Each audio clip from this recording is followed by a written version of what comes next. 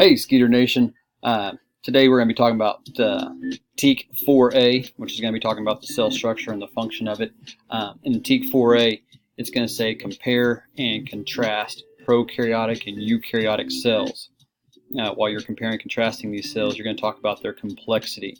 You're going to be able to compare and contrast the scientific explanations for cellular complexity. This is a supporting standard, so it's going to be tested up to one time and one time only. So when we're looking at this, the word compare simply means tell us how they're alike. So tell me how prokaryotic cells are alike with eukaryotic cells. The word contrast, tell me how they're different. Tell me all the ways that a prokaryotic cell is going to be different from a eukaryotic cell. Then breaking those words down. Pro means before, eu means true. The word karyote simply means kernel or nucleus. So prokaryote simply means before the nucleus, before the kernel.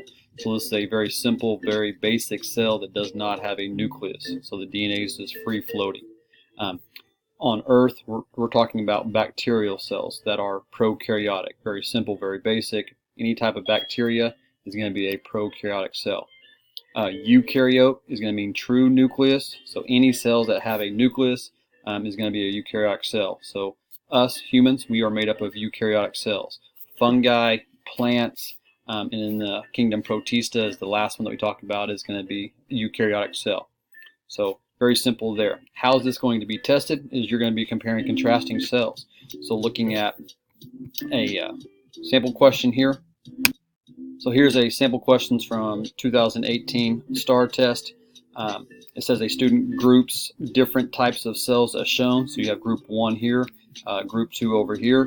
Which table headings should the student use for these two groups? So very easily, just looking at the complexity. You know, these two are very simple. These look a lot more complex. So based off that teak there, you got to be able to compare and contrast. Well, these are simple. These are complex.